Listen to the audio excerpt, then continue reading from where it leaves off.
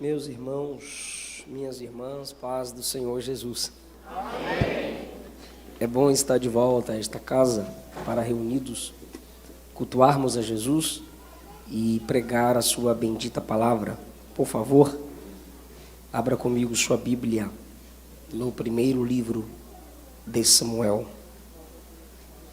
Primeiro livro de Samuel, capítulo de número 1. Essa mensagem tem um tom muito especial para a minha vida e principalmente hoje.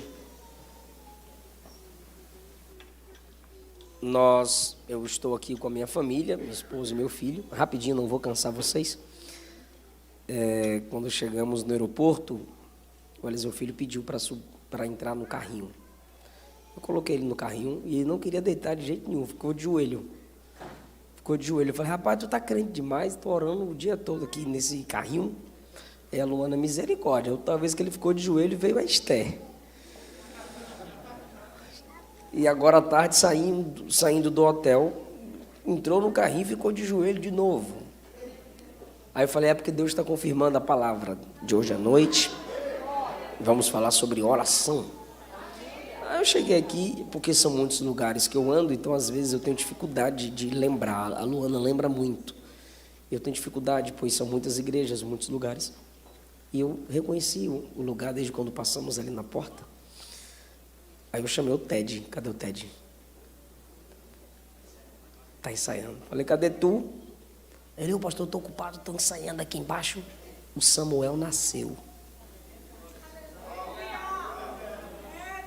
Foi marcante para mim, porque da outra vez que estivemos aqui, o casal chorou para a gente dentro do carro. Enquanto a Luana contou o testemunho dela, chorando de alegria, eles nos contaram suas dificuldades em engravidar e em gerar.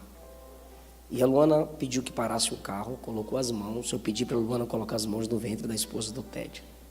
Oramos, clamamos, pegamos o telefone pessoal deles e continuamos a orar.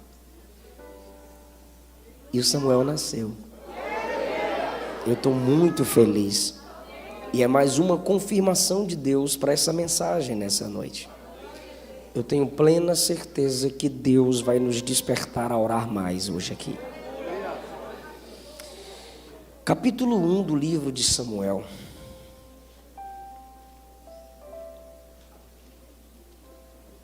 Versículo 9 diz: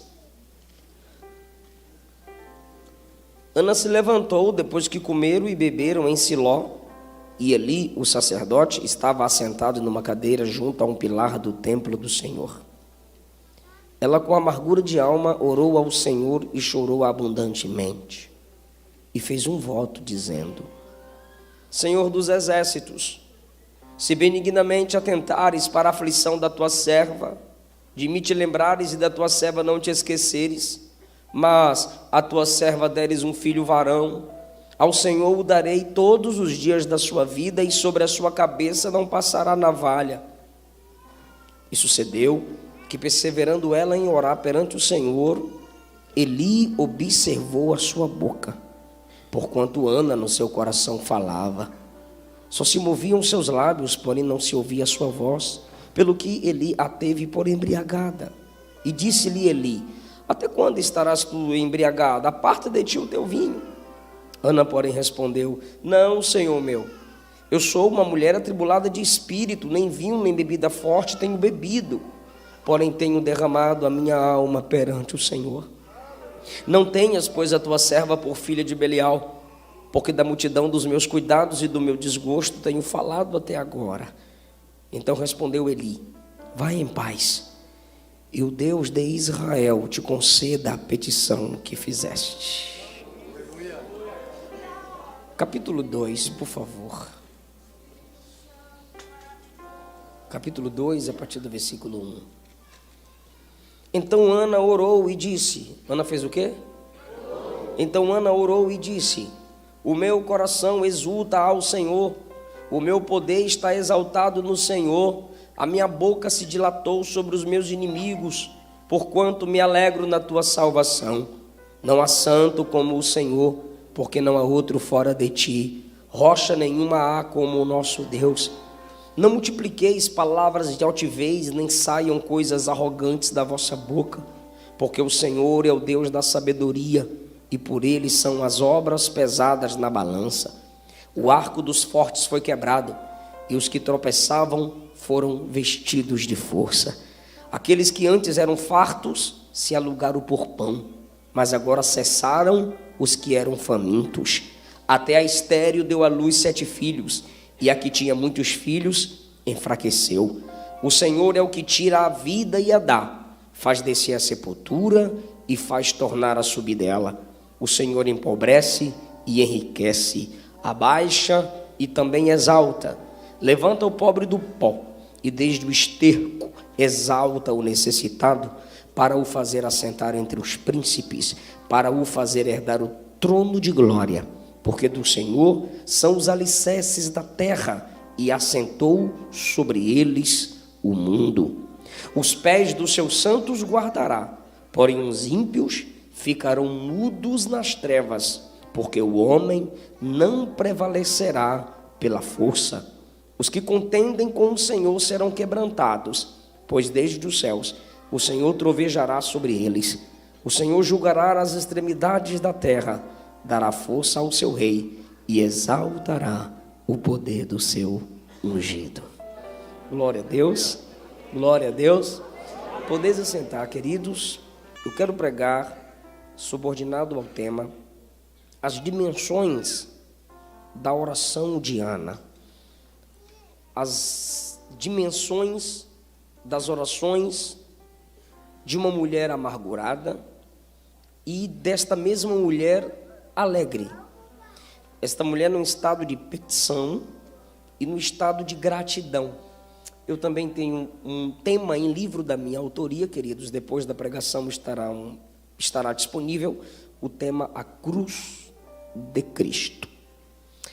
As orações de Ana nos levam a algumas dimensões espirituais, a nos desligarmos daquilo que pensamos ser orações corretas.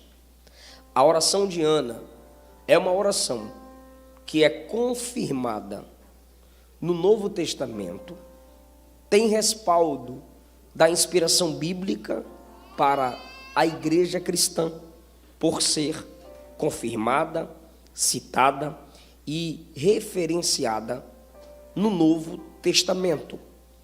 A oração de Ana é uma oração muito conhecida, muitos de nós pregamos, cantamos sobre essas orações, principalmente a primeira, que está no capítulo 1.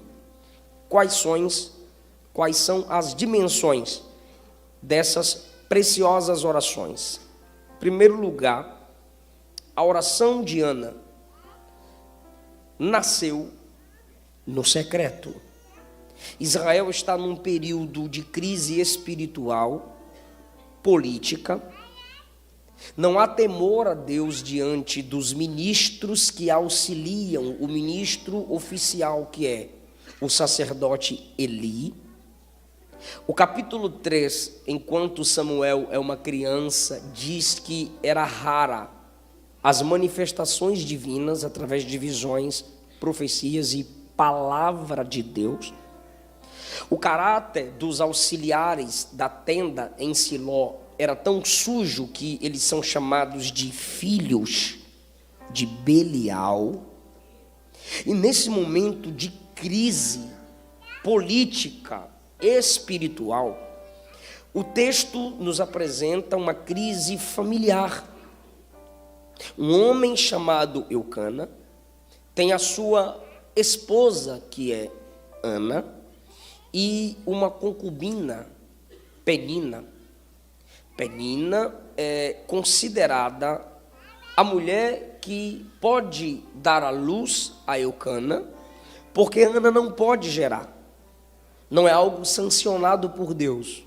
Sempre houve transtornos, sempre houveram transtornos nas famílias de homens que quiseram se adaptar a esse costume cultural de que quando sua esposa não gerava, ele tomava posse de outra. Leia Gênesis 16 ao 18, você verá o sofrimento no lar de Abraão. Leia a história de Jacó, Gênesis, a partir do capítulo 30, você verá quantas angústias no lar de Jacó. Veja, na casa de Eucana, a disputa, a contenda entre Penina, de Penina para Ana, não entre Penina e Ana. Ela a provocava excessivamente, capítulo 1, versículo 6.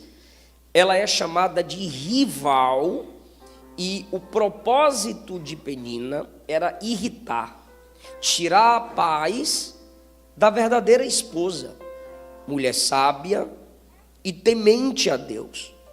Ana sentia o peso da maldição cultural, seu coração rejeita, mas é preciso se submeter para que um escândalo não aconteça, o nome de Deus não seja envergonhado, e ela suporta, óbvio, porque ela tem uma vida de oração. Para que a oração de Ana nos ensine, é óbvio que ela já tinha uma prática de oração. Nós sabemos que a prática conduz à perfeição. Jamais essa seria uma oração exemplar se fosse simplesmente a primeira oração de Ana. Ana sobe com seu marido ao culto, até a casa do Senhor, e diz o texto que, como de costume, comeram, beberam, festejaram, mas enquanto todos se alegram, Ana se retira. E diz o texto que ela se isola, vai a um local separado, com amargura de alma, chora abundantemente, e o texto cita que alguém a observa, que é o sacerdote Eli, enquanto ele está assentado numa cadeira, junto ao pilar do templo. A oração secreta de Ana é mais do que ambiente. A oração secreta de Ana é também internamente, num período em que já havia falado muito. Então ela projeta simplesmente orar com amargura de alma, crendo que o Deus que ouviu suas palavras também está vendo como está a sua alma. Versículo 7, ela de tanta tristeza não não come, apenas chora. Versículo 8, seu marido lhe tenta lhe dar uma palavra de consolo. Então ela se levanta no versículo 9, e fisicamente, antes de internamente, ela vai a um ambiente secreto, a um ambiente isolado da festa, e vai falar com Deus. Quantos de nós já não derramamos nossa oração secreta? Deus e você, e mais ninguém. Isaías 26:16 diz: ó Senhor, na angústia o teu povo te busca, e quando a tua correção vem sobre eles, eles derramam a ti a oração secreta. É aquela oração que ninguém ouve no microfone, que ninguém ouve em casa. Foi só você e Deus no quarto, foi só você e Deus no carro, foi só você e Deus na garagem, foi só você e Deus no banheiro, foi só você e Deus debaixo da escada. A oração secreta. Marcos 1,35 diz que muito cedo, ainda escuro era, Jesus foi a um lugar deserto e ali orava. Atos 16 diz que Paulo procurava um lugar isolado para orar e achou a beira de um rio. Queridos, queridas, nós podemos falar com Deus enquanto a gente faz qualquer coisa. Dificilmente será ouvirmos a voz de Deus enquanto a gente faz qualquer coisa. Precisamos aprender a separar um ambiente um momento de paz, sem barulho, sem companhias, que você confie que naquele momento você está na sala do trono, como diz o escritor aos Hebreus, que pela graça você tem acesso livre e às vezes sem expressividades. Você entende que o segredo da oração é a oração em segredo. Se a gente não consegue crescer na intimidade com Deus, nos silêncios da nossa vida, se a gente não consegue praticar a contemplação, que é você meditando em Deus, no que Deus tem dito, no que Deus tem feito, no que Deus precisa fazer, a gente ainda é imaturo se não desenvolvemos essas atitudes diante de Deus. Em segundo lugar, Ana expressa uma oração humilde.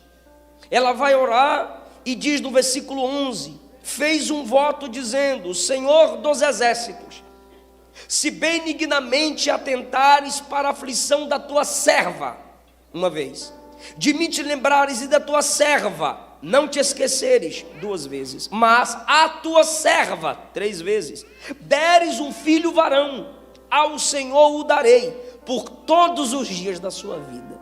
Ana vai orar, e ela sabe que o fato dela orar, não a estabelece como autoridade diante de Deus, não. Quando ela vai orar, ela diz: eu sou a tua serva. Eu queria entender o porquê de muita gente que às vezes tem períodos de oração e mesmo assim a soberba é latente na sua alma, até enquanto ora. Algumas pessoas, por imaturidade, já viu que tem gente que vai orar e começa a querer dar aula de teologia para Deus? Querido Deus eterno Pai, é pelo beneplácito da escatologia, da soteriologia, que eclesiasticamente falando, eu, pastor fulano de tal, estou aqui agora. Enquanto Jesus ensinou em Mateus capítulo 6, quando fores orar, orareis assim: Pai nosso que está no céu, santificado seja o teu nome, venha a nós o teu reino, seja feita a tua vontade, assim na terra como ela é feita no céu. O nome santo é dele, o reino é dele, a vontade superior é dele. Aí vem a humildade: perdoa nossas dívidas, eu sou pecador, me dá pão, eu sinto fome.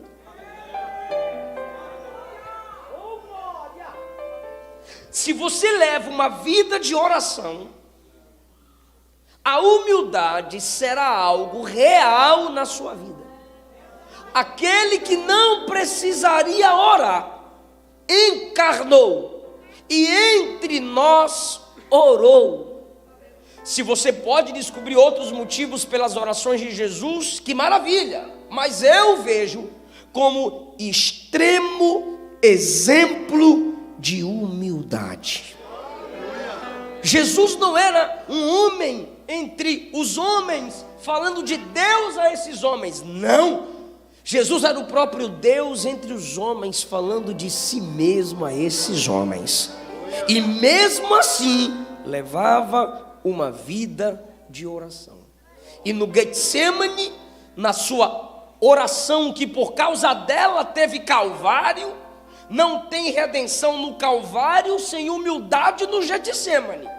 E foi lá que ele disse: que seja feita, não a minha, mas a tua vontade.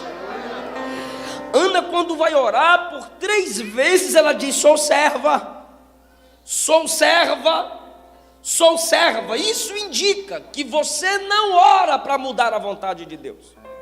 Se você é servo, primeiro, você ora para se adequar. Segundo, você ora para saber. Terceiro, você ora para que Ele te use no cumprimento da vontade dEle.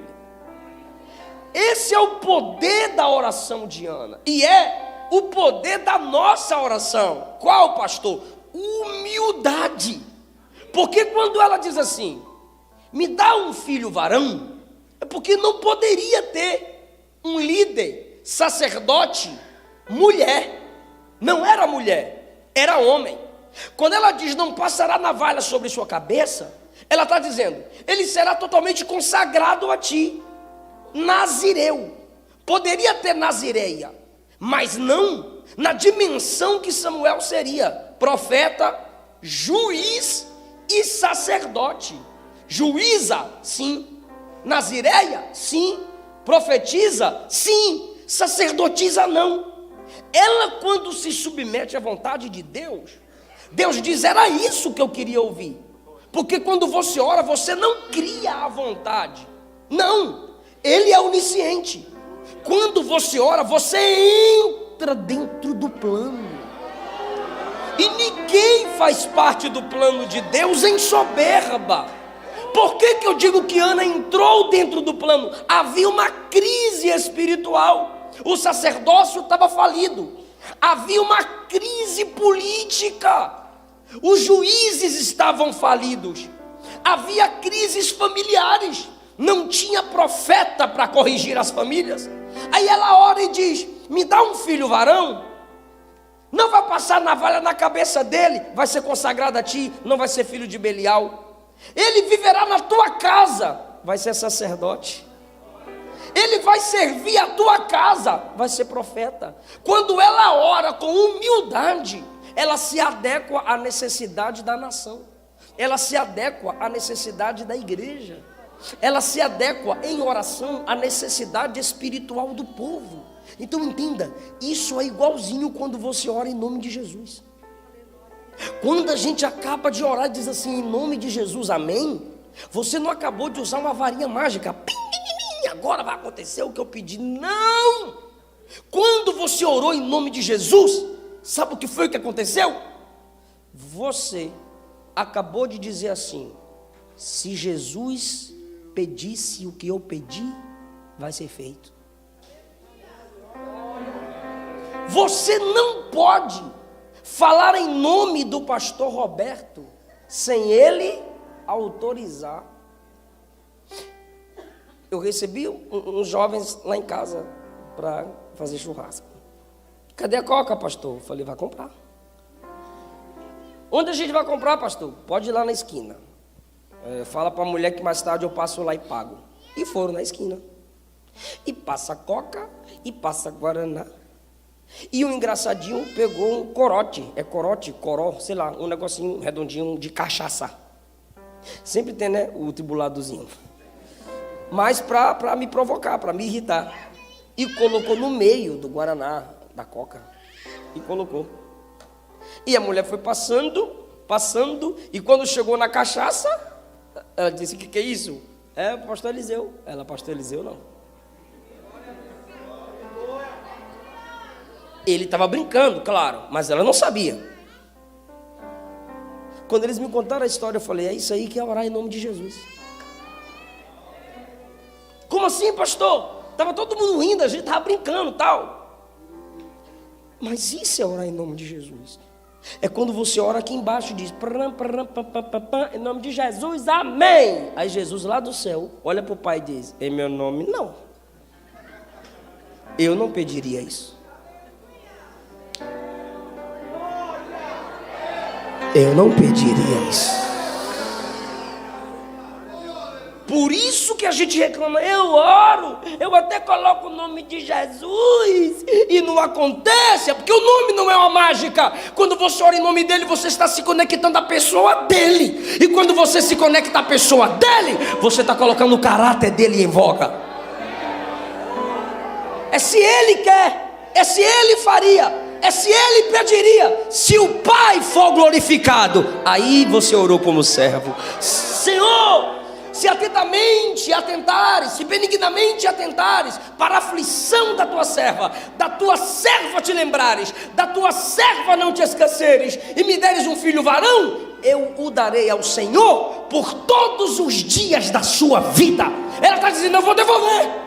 Olha que mulher inteligente, pensa para orar.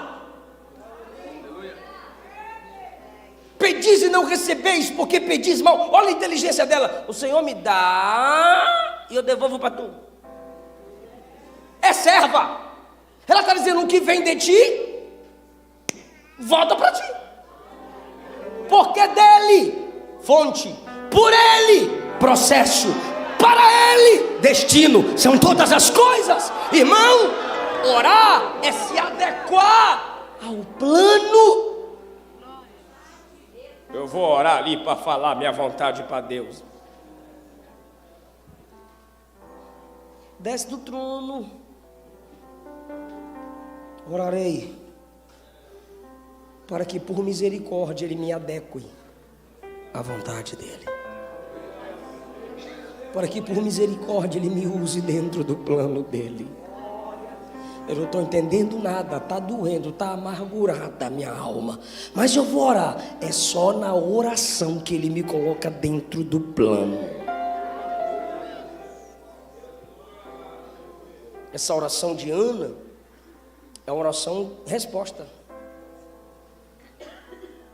Você precisa ter oração resposta.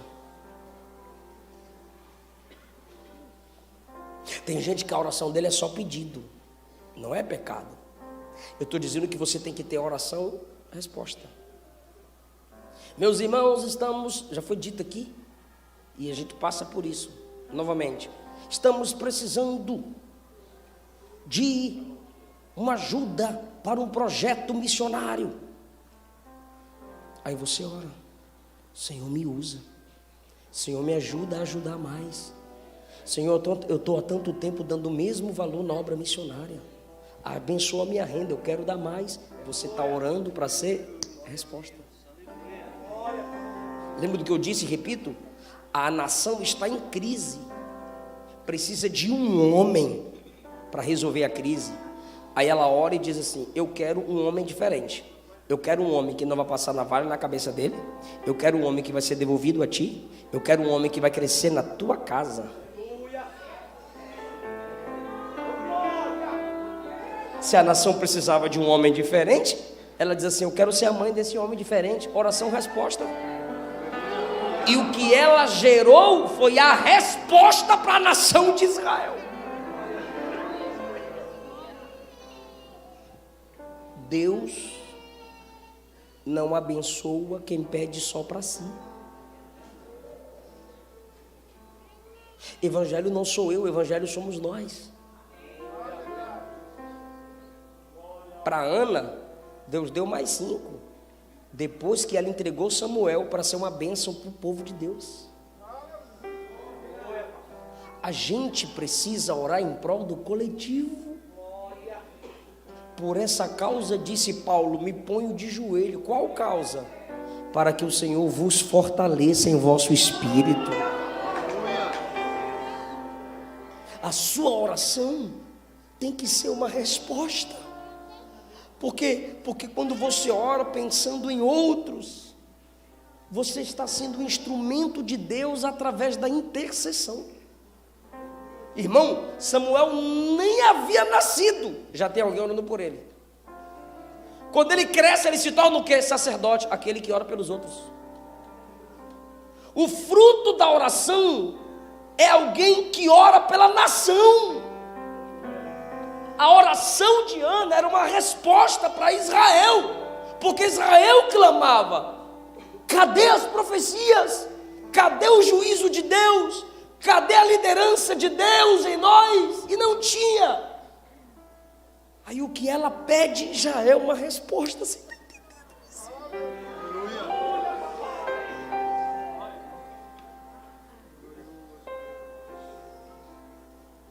Quando você canta, você se assemelha a anjos. Quando você prega, você se assemelha a apóstolos.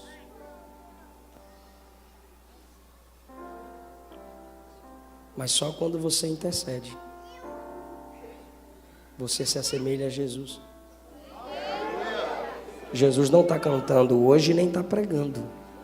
Ele está à direita do Pai, intercedendo por aqueles que se chegam a Ele. Que Deus me use como resposta para essa nação. Que Deus te use como resposta para essa nação. Você é a resposta para o seu marido, minha irmã.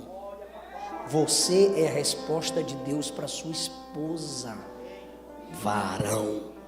Você, filho, é a resposta de Deus aos seus pais. Você, pai, mãe, é resposta de Deus para seus filhos. Por que Deus tem que trazer gente de longe para converter esposa, esposo, filhos? Por que Deus tem que trazer gente de longe para ser bênção para sua família? Se você é o sacerdote no lar, se você é a profetisa no lar, se você, filhão, é a flecha, se você, filha, é a flecha que Deus colocou na aljava do guerreiro que é seu pai. Mais próximo da minha esposa sou eu, mais próxima a mim é ela. Por que eu preciso de profeta? Para ficar revelando, se tem ela para me corrigir, se tem ela para dizer ora mais, estuda mais, se humilha mais. Nós temos que ser resposta de oração dentro da nossa casa.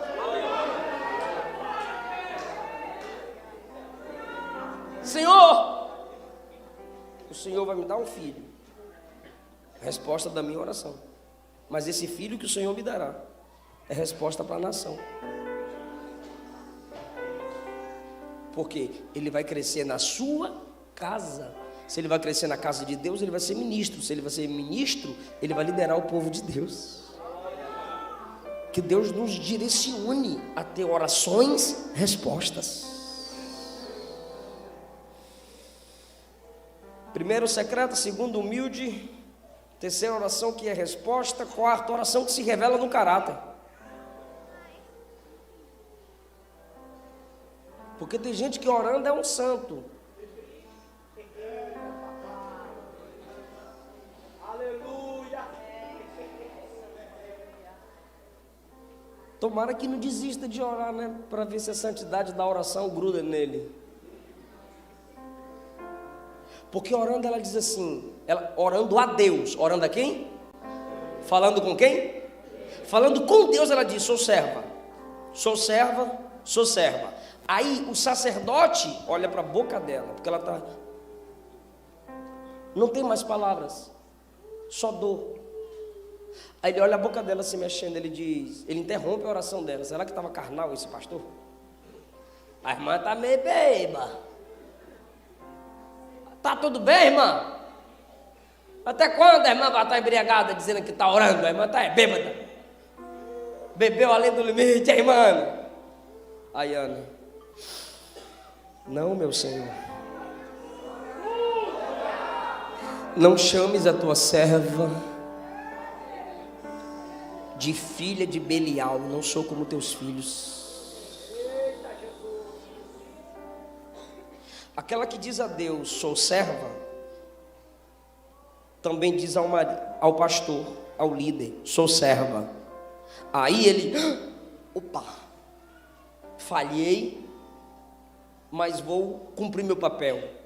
Vai em paz, e o Deus de Israel te conceda a petição que lhe fizeste.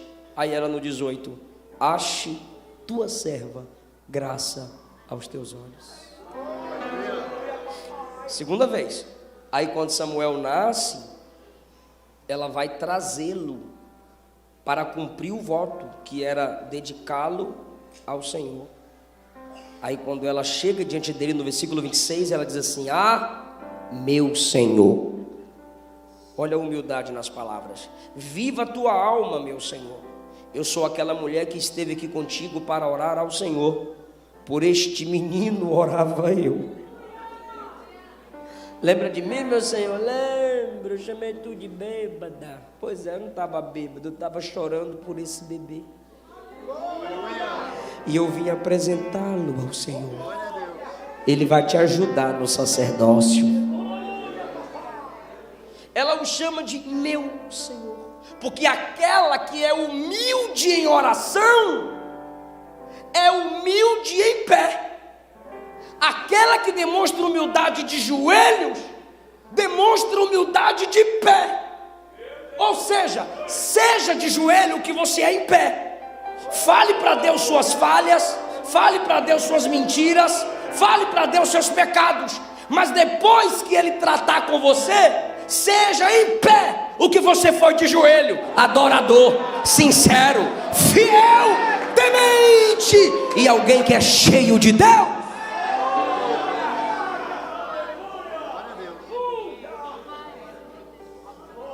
A oração precisa refletir o nosso caráter, e o nosso caráter precisa refletir a nossa oração.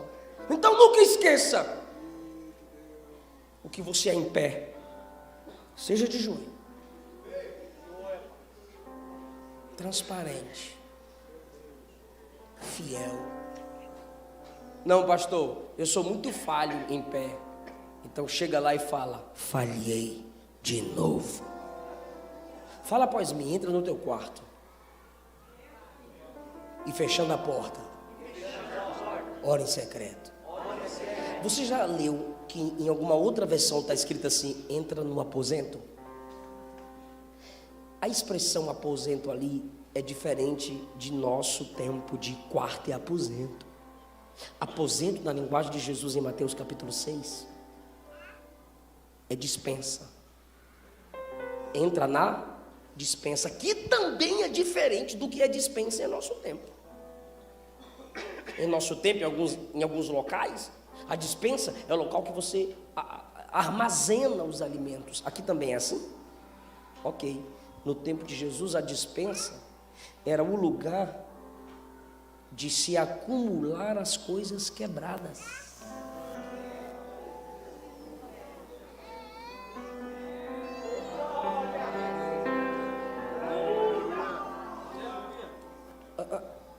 O meu sogro tem esse tipo de dispensa. Todo mundo tem a maioria das pessoas tem um quarto da bagunça. Quando as coisas não são descartáveis, ou seja, é descartável, mas você não quer descartar, você pode usar depois. Olha, seu filho precisou de um banquinho. Meu sogro vai lá na dispensa dele e pega uma madeira, outra madeira, um prego, outro tipo de prego, papapá, tá aqui seu banco. Precisou de um brinquedinho, ele vai lá e monta. As peças não tem nada a ver uma com a outra. Uma perna de uma cadeira de uma casa, a perna de uma mesa de outra casa, e monta. Assim era a dispensa. Quebrou a cadeira, joga essa parte lá dentro. Quebrou a perna da mesa, joga essa parte lá dentro. A pessoa entrava na dispensa quando o camarada não tinha o que fazer. Ele dizia: vou mexer com isso aqui. Não tinha internet, não tinha o que temos hoje. E ele ia tentando consertar as coisas quebradas. Aí Jesus olha para a igreja e diz: entra na dispensa e ora. E teu pai, você vai entender agora, e o teu pai que te vê, não é ouve. Mateus 6,6. Não é o pai que ouve, é o pai que vê. Porque quando Jesus manda entrar na dispensa, ele está dizendo que orar é mais do que falar, é fazer. Porque quando você ora, você está entrando na dispensa e está começando a expor as partes quebradas e começa a encaixar. Tudo que está fora você vai organizando. De que modo? Na oração, no ambiente das coisas quebradas e desorganizadas, irmão. Não há nada que na oração Deus não te dê capacidade para que não seja resolvido, consertado, amenizado, solucionado. Então, se seu caráter tem muitas partes quebradas, volta para a dispensa. Oração não é vitrine, púlpito é vitrine. Eu chego aqui e digo: eu vou pregar uma palavra que eu preparei, vou pregar uma palavra que está no meu coração, vou pregar uma palavra linda. Púlpito é vitrine. Agora lá no hotel, eu estava de joelhos dizendo: não sei o que vou pregar não, tem umas coisas perturbando na minha cabeça, o que é que eu prego? Não tenho nada para pregar.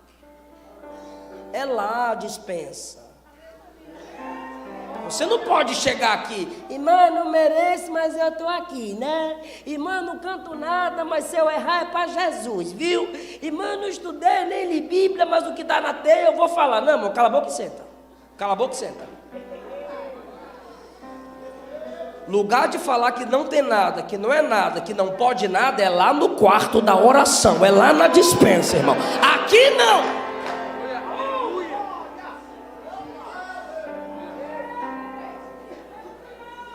Quando Ana está de joelho, o texto diz, chorando. Quando Ana está de joelho, o texto diz, amargurada.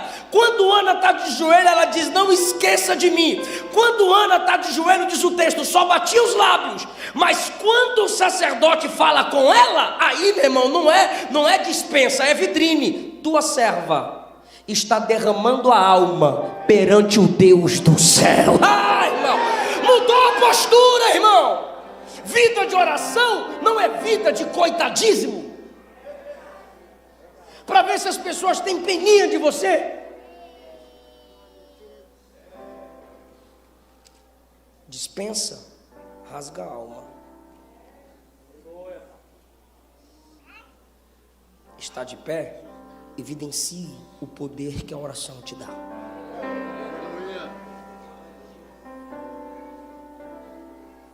Ana ora, e quando Ana ora, seu caráter é provado. Bebe menos, minha irmã. Aí ela fala assim, não, meu Senhor, eu não bebi. Eu não bebi. Se você ler, ela não mente. Porque o versículo 7 diz que ela não comia. Aí o marido dela pergunta no 8, por que você não come? Aí no versículo 9 ela se isola. Aí quando o líder diz que ela está embriagada, no 14, até quando estarás tu embriagada? Aparta de ti o teu vinho, ou seja, deixa a embriaguez passar, depois tu ora. Ela, não, meu Senhor, eu não bebi bebida forte, nem vinho, nem bebida forte tenho bebido. Eu não derramei nada dentro de mim, porque eu estou me derramando diante de Deus. Está aí no versículo 15. Olhe para cá agora, por favor. Juízes 13. Um anjo aparece a uma mulher e diz assim, você é estéril e vai dar à luz a um filho. Aí o marido dela é ciumento. Ela chega para o marido dela e fala, um homem apareceu para mim e falou que eu vou dar à luz a um filho. E falou que eu sou estéril, mas eu vou ser mãe. Aí o marido, quem é esse homem? Bora orar para ele voltar aqui de novo. Aí orou, o anjo voltou. Aí quando o anjo voltou, ela disse, espera aqui que eu vou chamar meu marido. Aí o anjo esperou, ela foi lá, Manoá, o homem voltou. A Manoá vai. Foi você que falou para minha mulher que ela vai dar à luz a um filho? Sim, fui eu. Qual o comportamento? O que devemos fazer para criar um menino? Sabe qual foi a resposta do anjo? Eu já falei para ela.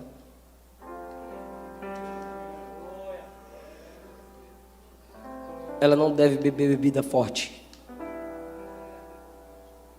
porque ela vai ser mãe de Nazireu.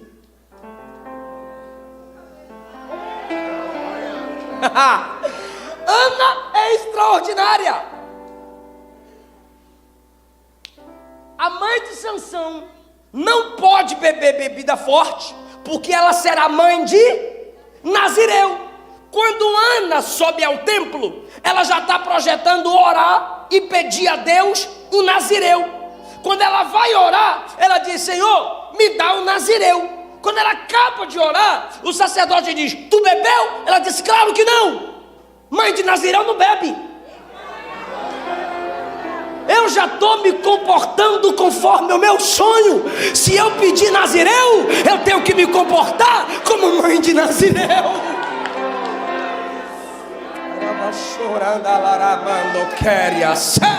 Você pede coisas grandes, mas não lê nada de grandeza. Você pede um casamento abençoado, mas qualquer um serve para você. Você pede uma moça de Deus, mas qualquer uma serve para você. Você pede unção para pregar, para ser ministro, mas não anda como obreiro, não lê nenhum livro teológico, não se comporta conforme o sonho. Está difícil, irmão, ter credibilidade esse tipo de gente. Se Ana está querendo Nazireu, ela vai se comportar como quem é mãe de Nazireu.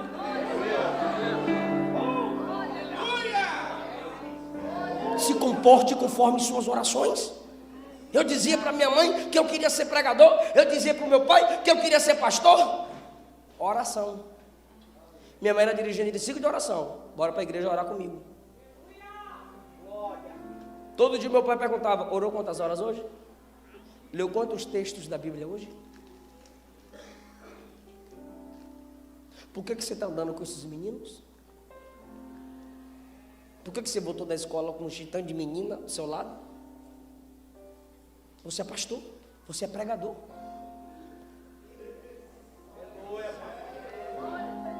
Por que você na hora da palavra estava conversando? Quando você for pregar, você vai querer que as pessoas fiquem assim?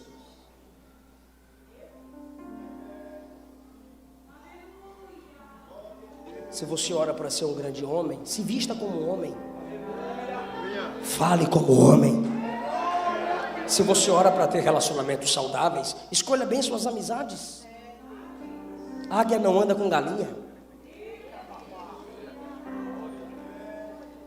Reflita seu desejo.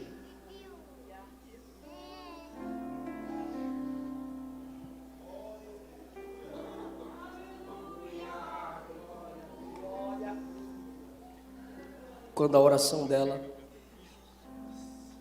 é testada, ela respeita a sua liderança. A maioria das Assembleias de Deus, os crentes que mais são de oração, de monte e do manto, são os que mais desrespeitam pastores. Eu coloco é no joelho. Aqui o negócio é no joelho. Tu tá bêbada, irmã? Como é que é? Como é que tu fala assim com a mulher de Deus? Como é que tu fala assim com a vaza de Deus? Eu cana, meu bem, bora mudar de igreja. Bora para o chip, bora. O pastor não respeita nós. Não, meu Senhor, não estou embriagado, a tua serva está amargurada de espírito. Eu estou derramando a minha alma perante o Deus do céu. Está preparado para dar glória a Deus? Quanto tempo ela pedia e nada acontecia? No dia que a humildade dela depois da oração foi testada, ela foi aprovada. Quando ela honra a liderança estabelecida por Deus, da boca dele sai a profecia. Que Deus conceda a tua petição, que Deus responda a sua oração. Olha o resultado. Isso é no capítulo 1, versículo 17. Que o Deus de Israel te conceda a sua petição. Primeiro resultado, versículo 18. Seu semblante já não era triste. Eu falei com Deus e recebi uma palavra profética. Pode falar, Penina. Pode falar, Penina. Pode falar. Pode falar. Olha o versículo 20. E sucedeu que um tempo depois, Ana concebeu e deu à luz a um filho e o chamou Samuel, porque dizia: tenho pedido ao Senhor. Olha o processo. Tenho pedido. Não é pedir, é tenho pedido. Era um processo, era uma vida de oração, era uma campanha. Quando o respeito foi demonstrado, a possibilidade se tornou realidade. A porta abre, ela gera. Penina tinha filhos, filhas. Fala o nome, fala o nome, fala o nome. Ana, primeiro que nasce. Samuel, profeta, juiz, sacerdote. O que nasce na oração vem para ficar. O que nasce na oração vem para marcar. Ai, Deus não se envolve em relacionamento. É os net crentes, web crentes. Conversa com quem orou para casar. Conversa com quem fez propósito de oração para Deus colocar uma moça abençoada, um rapaz abençoado. Ele é soberano, ele se intromete onde ele quiser. Estava todo mundo perdido indo para o inferno, ele não pediu licença, ele encarnou e disse: eu sou a salvação, eu sou a porta, eu sou o caminho. Aí no capítulo 2, o menino já nasceu, o menino desmamou, ela cumpriu o voto, levou o menino para a casa do Senhor. Versículo 28, que é o último versículo do capítulo 1, diz assim: adorou ali, no templo, na tenda. Então orou Ana e disse: o meu coração exulta, o meu poder está exaltado, não há santo como o Senhor. No 13 ela profetiza para ninguém liberar palavras de altivez, igual a tribulada da Penina fazia. No 4 ela diz: o arco dos fortes foi quebrado, os que tropeçavam foram vestidos de força. Ela está dizendo: a forte ficou fraca, a fraca ficou forte. No 5 ela diz: os fartos agora se entregam por pão. Quem podia muito hoje não pode nada, mas agora cessaram os que eram famintos. Ela está dizendo: os necessitados foram abastecidos. Até a estéril deu à luz a 7 filhos. Meu Deus, a mulher queria mais 6, aí Deus deu só mais 5. O Senhor tira a vida e a dá, faz descer a sepultura e a faz tornar a subir dela. Ele está dizendo: é Ele que controla a vida. Levanta o pobre do pó, ela está dizendo: desde quando eu me humilhei, Ele me exaltou. Exalta o necessitado para o fazer assentar entre os príncipes. Ela está dizendo de Samuel, que seria aquele que cuidaria de reis. Foi ele que abriu a porta do reinado para Saul, Davi. Do Senhor são os alicerces da terra, assentou-se sobre eles o mundo. A irmã Ana era criacionista, né? A faculdade esquerdista não dominou a mente dela, não. Os pés dos seus santos o Senhor guardará. Ela está dizendo que Deus preserva aqueles que são dele. Porém os ímpios ficarão mudos nas trevas. Ela está dizendo: um dia os ímpios reconhecerão que sua voz não será ouvida. O homem não prevalecerá pela força. Ela está dizendo: a minha bênção não veio pela minha própria capacidade, veio pela providência divina. Os que contendem com o Senhor serão quebrantados, dos céus o Senhor trovejará sobre eles. Ele julgará as extremidades da terra, dará força ao seu rei e exaltará o poder do seu ungido. Aqui ela já está apontando para o Messias. Ela está olhando além de Samuel e diz que um dia ele virá julgar, será rei e será o Messias reconhecido em toda a terra.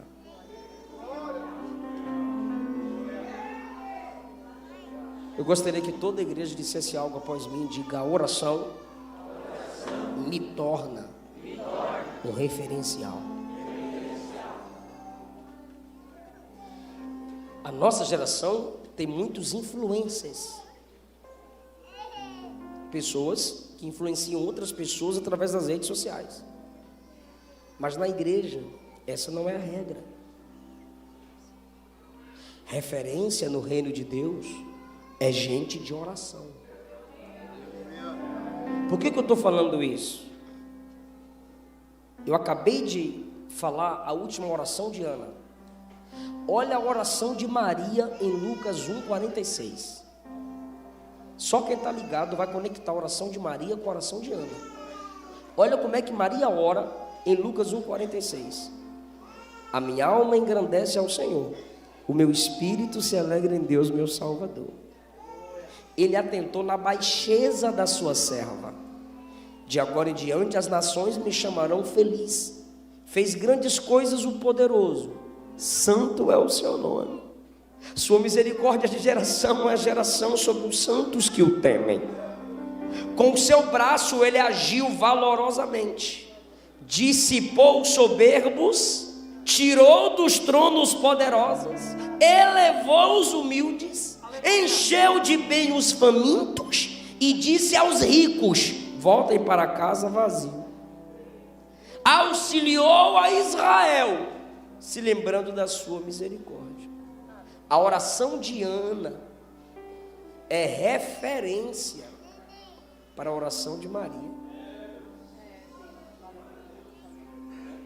A mãe do Salvador, a mãe do corpo do Salvador, porque Maria não é mãe de Deus, é mãe do corpo do Deus encarnado.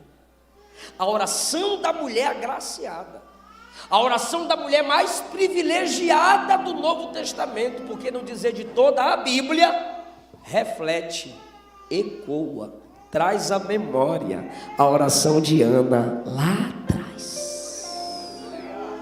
Se você quer ser referência para essa geração, você precisa ser homem, você precisa ser mulher, você precisa ser jovem, moça de oração. No reino de Deus não há referência que não seja de oração. Eu encerro agora. Olha o que os grandes homens de Deus falaram sobre oração. João Bani: eu posso fazer mais que orar depois de ter orado. Eu não posso fazer mais que orar até que tenha orado.